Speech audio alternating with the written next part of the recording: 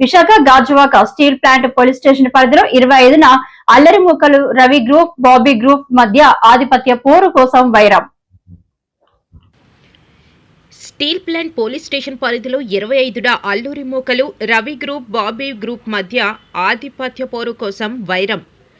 సోనా సంతు rowdy షీటర్పై Ravi మరికొంతమంది దాడి చేసి తీవ్రంగా గాయపరిచారు. South ACP Srinivasarao steel plant police స్టేషన్లో విలేకరుల సమావేశం. దాడి చేసిన వారు మొల్లి శివ, మీసల రవి, జాతీయ స్థాయి బ్యాంకర్లు. వీరితో పాటు 10 మంది దాడి చేశారు. సమాజంలో అసాంఘిక కార్యకలాపాలు నిర్వహించి శాంతి భద్రతలకు విఘాతం కలిగిస్తున్నారు.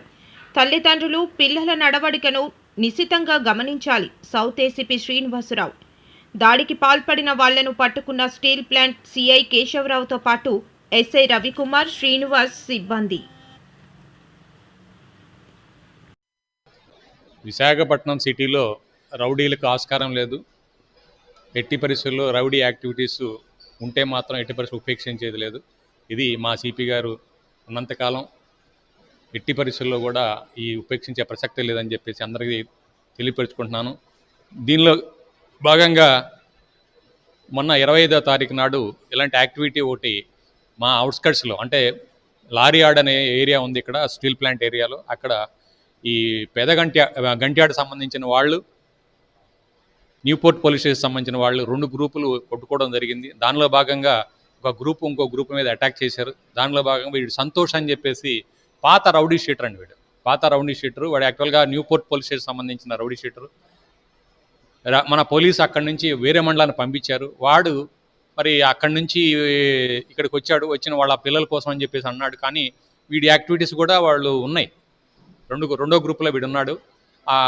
మనకు తెలిసిన ప్రకారం ఏంటంటే బాబీ అనేవాడు గ్రూపు, అదేవిధంగా రవి అనే గ్రూప్ అని చెప్పేసి 2 కూడా ఈ న్యూపోర్ట్ పోలీస్ స్టేషన్ లిమిట్స్లో ఉన్నాయి. ఒకళ్ళ మీద ఒకళ్ళు కొట్టుకోవడం అలాంటి యాక్టివిటీస్ జరుగుతున్నట్టుగా మనకు ఈ కేసు ద్వారా మనకి బయటకు వచ్చింది. అయితే ఈ కేసులో ఈ సంతోష్ని ఈ మొల్లి శివ, అదేవిధంగా ప్రవీణ్, మిగతా వాళ్ళ ఫ్రెండ్స్ అంతా కలిసి దాదాపు 12 మంది దాకా దీంట్లో ఇన్వాల్వ్ అయినారు. ఆ 12 మందిని ఇన్వాల్వ్ అయినట్టుగా మేము ఇన్వెస్టిగేషన్లో ఐడెంటిఫై చేయడం జరిగింది. వీళ్ళంతా కూడా మేము వీడియో కూడా చూసాం. వీడియోలో వీళ్ళు భయంకరంగా కొట్టడం జరిగింది. సివియర్గా కొట్టారు. అక్కడ ఉన్న వాటి కర్రతో భయంగా హెడ్ మీద బాగా 2-3 సార్లు కొట్టారు. అదేవిధంగా వీళ్ళలో కొంతమంది బాక్సర్స్ ఉన్నారు. బాక్సర్స్ కూడా వాళ్ళకి వచ్చినటువంటి ఆ విద్యతో వాళ్ళు పంచులు వేసి విపరీతంగా కొట్టడం జరిగింది. వాళ్ళ కండిషన్ కొంచెం సీరియస్గా ఉంది. సంతోష పరిస్థితి క్రిటికల్గా ఉంది. దాదాపు 10 కోట్లు పైగా పడినాయి. ఇప్పుడు వీళ్ళందరినీ అరెస్ట్ చేసిన తర్వాత ఇప్పుడు మనం విచారిస్తే తెలిసింది ఏంటంటే వీళ్ళంతా కూడా బిలో 30 ఇయర్స్ అండి. అంతా అన్మ్యారీడ్ యూత్. మరి వీళ్ళు రాంగ్ ట్రాక్లో పోతున్నారు. యూత్ అంతా కూడా రాంగ్ ట్రాక్లో పోతున్నారు. ఈ రౌడీజం అనేది ఒక క్రేజ్ లాగా, ఇది సినిమాలు చూసి చెడిపోయారో లేకపోతే ఈ ఫ్రెండ్స్ చూసి చెడిపోయారో తెలియట్లేదు. ఈ దాదాపు నాకు తెలిసి ఏంటంటే వీళ్ళు కొంతమంది ఫ్రెండ్స్ ఉన్నారు. వీళ్ళు ఈ రవి గ్యాంగ్లో, తర్వాత బాబీగఢ్ గ్యాంగ్లో చేరి వాళ్ళ మాటలు విని మరి రౌడీజం లాగా మారాలనో లేకపోతే హీరోయిజంగా మాట్లాడాలనే ఉద్దేశంతో వీళ్ళు ఈ విధంగా తయారవుతున్నారు. ఒక్కొక్కళ్ళు ఈ మొల్లి శివ అని చూస్తే నేషనల్ ప్లేయర్ అండి. బాక్సింగ్లో నేషనల్ బ్రాంజ్ వచ్చింది. అదేవిధంగా మీసాల రవికి నేషనల్ గోల్డ్ వచ్చింది. మరి ఇవన్నీ ఇంత మంచి విద్య నేర్చుకొని దేశానికి మంచి పేరు తీసుకు రావాల్సిన వాళ్ళు మరి ఈ రౌడీ యాక్టివిటీస్లోకి వెళ్ళి ఈరోజు అరెస్ట్ అయ్యి జైలు పోతున్నారంటే ఎంత బాధాకరమైన విషయం. దీని ద్వారా మన తల్లిదండ్రులందరికీ కూడా ఒక అప్పీల్ చేస్తూ ఉన్నాను. ముఖ్యంగా ఎవరైతే యూత్ ఉన్నారో, అన్ఎంప్లాయిడ్ యూత్ ఉన్నారో, చదువుకున్న వాళ్ళు, ఏ ఉద్యోగం లేకుండా ఏ పని లేకుండా బయట తిరిగే వాళ్ళు ఎక్కడికి పోతున్నారు, ఎవరితో సవాసం చేస్తున్నారు, మరి ఎవరితో తిరిగి మరి ఏదైనా సమస్య తీసుకొస్తారనే ఉద్దేశంతో మీరందరూ గమనించాలి. పిల్లల యొక్క మూమెంట్ గమనించండి.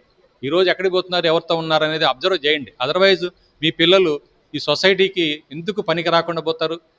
అదేవిధంగా ఒక యాంటీ సోషల్ ఎలిమెంట్గా తయారయ్యే అవకాశం ఉంది. తర్వాత క్రైమ్లో ఇన్వాల్వ్ అయ్యే అవకాశం ఉంది. క్రైమ్లో ఇన్వాల్వ్ అయితే ఒకసారి రేపు వీళ్ళు చదువుకున్న చదువులకి ఎలాంటి ఉపయోగం లేకుండా పోతుంది. గవర్నమెంట్ ఉద్యోగం రాదు, ప్రైవేట్ ఉద్యోగం రాదు, వాళ్ళ భవిష్యత్తు నాశనం అయిపోయే అవకాశం ఉంది. కాబట్టి ముఖ్యంగా తల్లిదండ్రులు అప్పీల్ చేస్తున్నాను, వీళ్ళందరూ కూడా మీ యొక్క పేరెంట్స్, మీ యొక్క పిల్లల్ని జాగ్రత్తగా వాళ్ళ యొక్క మూమెంట్స్ని అబ్జర్వ్ చేయాల్సిందిగా కోరుతా ఉన్నానండి.